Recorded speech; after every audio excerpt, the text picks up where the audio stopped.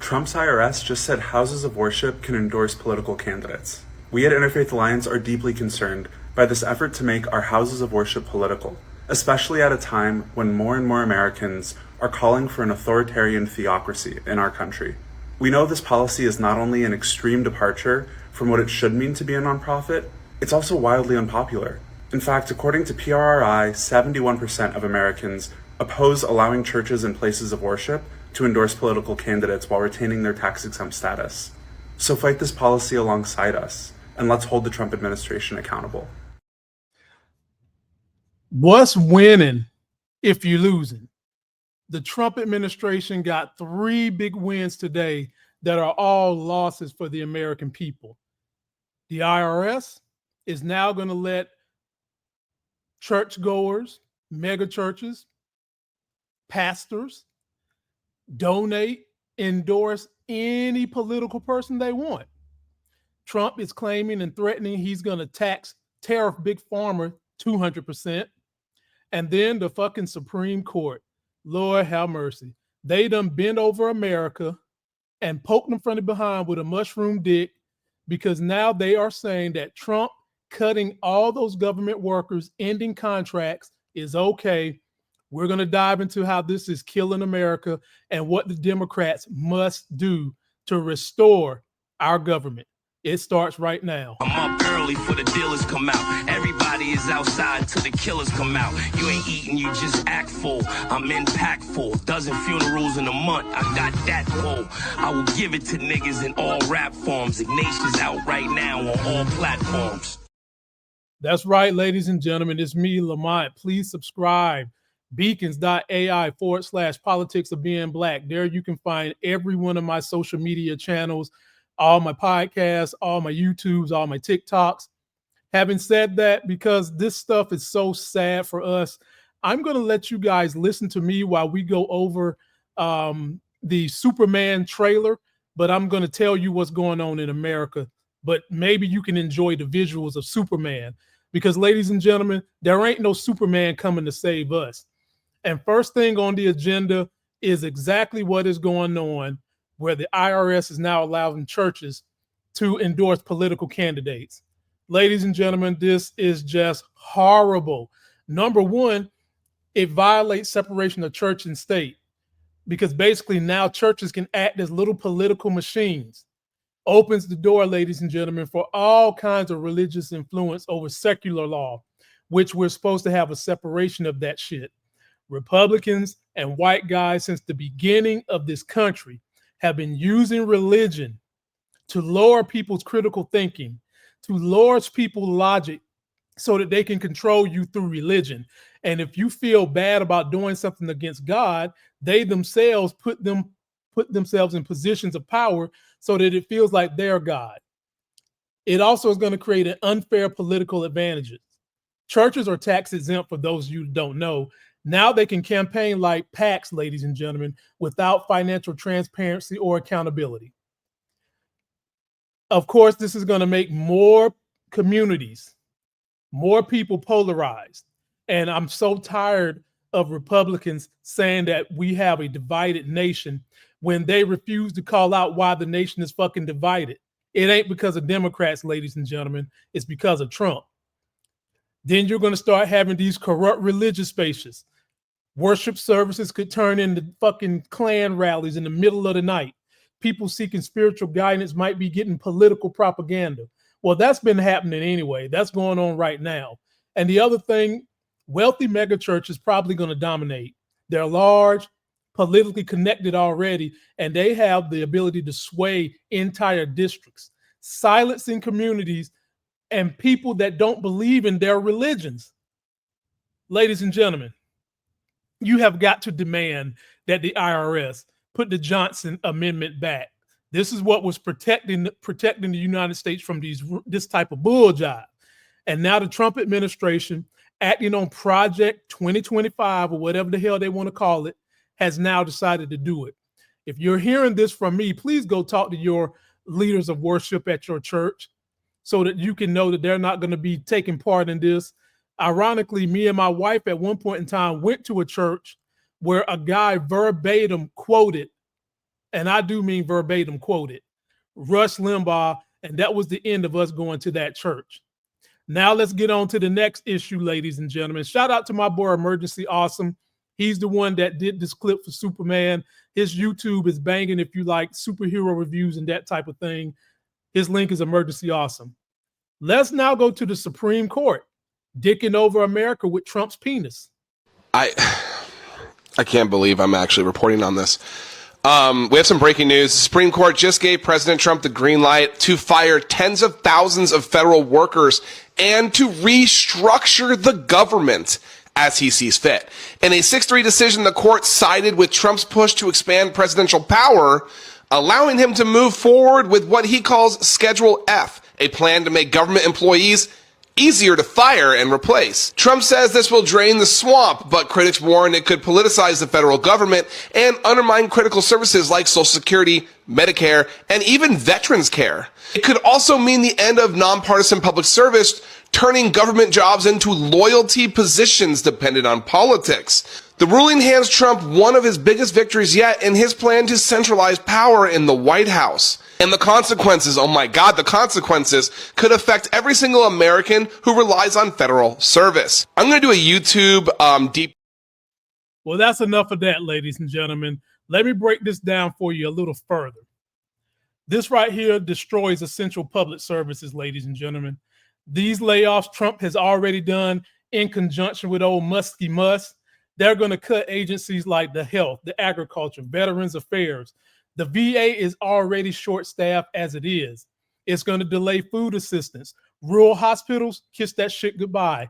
Housing, get ready for a decrease. Mental health, the reason why white guys swear up and down other white guys use guns to harm kids, that is going to go away when they've been trying to put the excuse on the white guy's mental health and not that the white guy and the gun are the problem. We're going to start seeing that. This is going to eliminate experienced workers that they've been calling lazy bureaucrats, that have been trained experts, people that can't be replaced because, folks, they've got decades of knowledge of working the system. You can't replace that overnight. You already seen what happened at those airports early in Trump's new campaign. You've already seen what happened to that helicopter. All that shit was because they got rid of the people that was taking care of us. This is going to be nothing more, ladies and gentlemen, than a political purge. If you're not down with the team, we're just going to get rid of you, and you're going to be stuck with people that do not deserve these jobs, just like his cabinet, just like Pam Bondi, just like the guy running the military. No, none of them deserve those jobs. And as a matter of fact, ladies and gentlemen, they got DEI jobs, and they always want to run their mouth about somebody else. And not to mention how this is going to kill trust in the government, because we've already had Republicans dupe people into thinking that government is bad. And while I admit there were parts of the government that when you went to them, it seemed like they were working against you and not with you.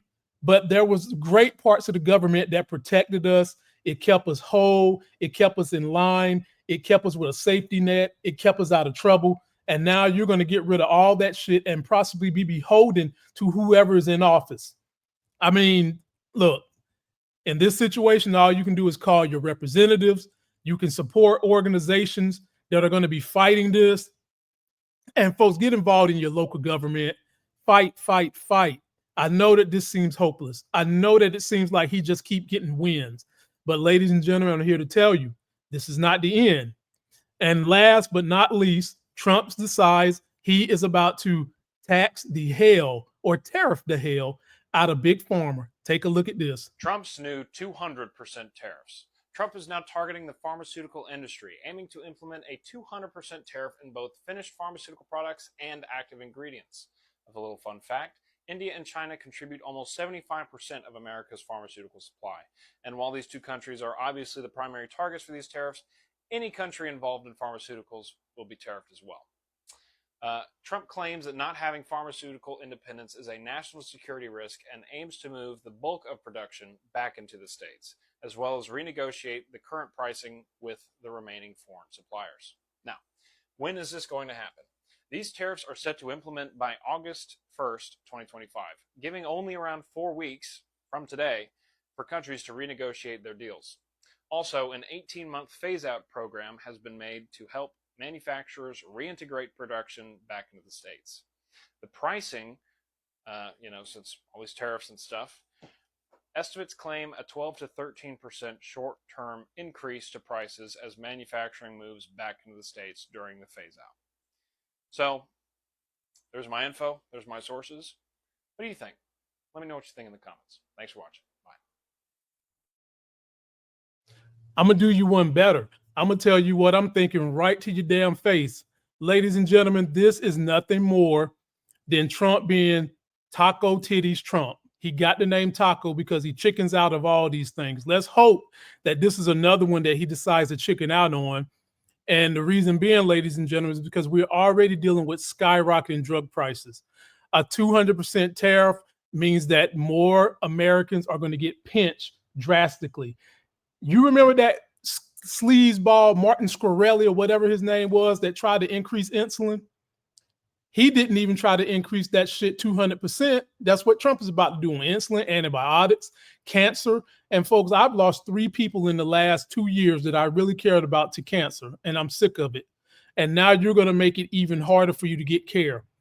Not to mention how bad this is going to hurt senior citizens who most of their asses voted for Trump. So I should be on the side that you get what you pay for, but I'm not. And low-income families. And this all depends upon the affordability of the imports. For y'all that don't know, tariffs do equal higher out-of-cost pockets. Or in some cases, you got to choose between food and your prescriptions. Which one you picking? Then you're going to force the Americans into fewer treatment options. Because like this guy said in his video, we don't do a whole lot of manufacturing of all these drugs. And banning or punishing foreign suppliers limits access to critical meds, ladies and gentlemen. Then you're talking about the increase in healthcare inflation, which healthcare is already putting a strain on families anyway. Obamacare was put in place to help you not go into debt and avoid bankruptcy. All this is going to do is make it worse, put you back in the same position Obama tried to rescue you from. And last but not least, something like this, folks, is only going to benefit the pharma lobby. Pharmaceutical giants could raise prices, folks, and lie to you and say it's under the guise of national security. But what it really will be is more profits and no better care, no better health outcomes, no better drugs for you. Only thing you can do here again, ladies and gentlemen, is urge your representatives to stop the foolishness. I mean, get in there and stop it. And last thing I want to say before I get out of here, this is a message to the Democrats.